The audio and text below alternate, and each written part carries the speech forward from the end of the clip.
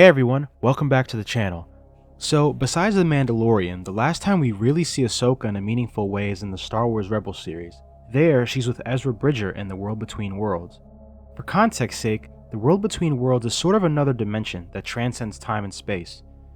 To our knowledge, the only persons who have crossed into this divide are Ahsoka Tano, Ezra Bridger, and Palpatine.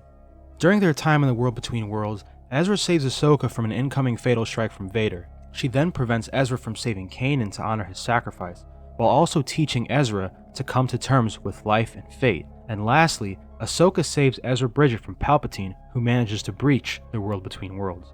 I believe that sometime after Ahsoka's first journey into the World Between Worlds, and when we see her again in the prologue during Star Wars Rebels, that she becomes a guardian of the World Between Worlds. Allow me to explain this thought process in theory. For this, we must go back to the Star Wars Clone Wars episodes, numbers 15, 16, and 17, more specifically known as the Mortis arc. During this arc, Anakin, Obi-Wan, and Ahsoka encounter an anomaly in space, actually quite similar to the Tho-Yor. As they encounter the planet-sized vessel, the power to their ship is cut and they're drawn in, soon to awaken on the planet. During this arc, they encounter Force gods, the Father, the Son, and the Daughter. And during the arc, the Jedi become wrapped up in their affairs, where the Father seeks to establish a sort of balance, but must tame his son and daughter.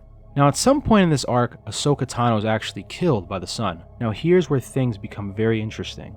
The daughter, who embodies the light side, permits her father to give her remaining life force to Ahsoka. After Ahsoka is revived by the daughter's spirit, there's something different about her. One thing that's particularly different about Ahsoka is that the Morai, a bird representative of the daughter, now appears alongside Ahsoka in many different ways and at many different points. In fact, when looking back to Ahsoka's first time in the World Between Worlds, the Morai can be seen waiting above her portal. When Ahsoka leaves her sabers that Vader discovers after Order 66 during the Clone Wars, the Morai is seen flying overhead.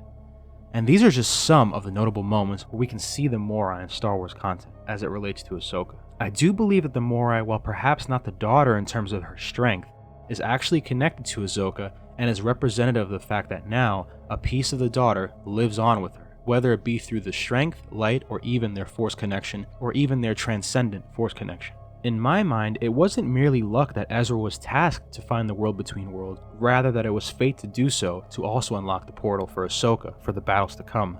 I think that with Ahsoka's connection to the daughter, she's able to go back into the World Between Worlds, but for a purpose. This would ultimately explain Ahsoka's disappearance before A New Hope until after the Return of the Jedi.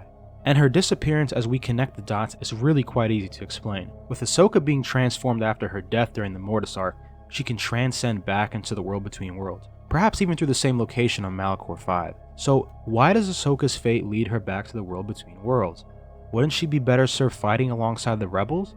The long and short answer is simply no. Ahsoka's new mission now is to fight Palpatine, though not on the plane that we expect, rather in the World Between Worlds. I believe that she becomes the Guardian because she knows Palpatine has access to the Nether. She also realizes that the power that Palpatine would have if he were able to simply access different fates and lives would be deadly and change the events of the galaxy forever. During the events between Episode 4 A New Hope and Episode 6 Return of the Jedi, I truly believe that Ahsoka, along with the Morai, are doing everything in their power to protect or lock away the World Between Worlds from anyone. When Ezra pulls Ahsoka into the World Between Worlds, and as they're escaping Palpatine, Ahsoka and Ezra share a dialogue that's important. She essentially promises him that she will come find him when she can. But she can't, because the World Between Worlds becomes the #1 priority due to the nature of the dimension and Palpatine's access. And this ultimately makes sense in the timeline, considering the fact that Ahsoka does not go looking for Ezra until after Return of the Jedi, as noted by Star Wars Rebels and The Mandalorian Season 2. To me, there's another big piece of evidence. During the Star Wars Rebels prologue, we see a much older and stoic-looking Ahsoka Tano preparing to embark on this journey to save a friend. This in itself is evidence because Palpatine is defeated in the Return of the Jedi by Luke Skywalker, or at least his power is severely reduced, allowing her to make the journey. Either Palpatine's fall allows Ahsoka to seal the portals off to him for good, or she sensed that he was too weak to ever touch his peak powers again, thus freeing up her duties, or even perhaps leaving someone else in her place to guard the World Between Worlds. But we'll save that theory for another time. So guys, I hope you like this theory on how Ahsoka becomes the guardian of the World Between Worlds. I personally think Ahsoka has the potential to be one of the most interesting characters in Star Wars, just like the Bendu, given her rebirth through the Mortis arc and her experiences in the regular world.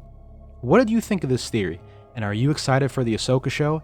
What do you think is going to happen to Ahsoka, and do you think we'll see her guard the world between worlds? Let me know in the comment section below. If you like this video, please be sure to like, comment, share, and subscribe. And remember, the Force will be with you, always.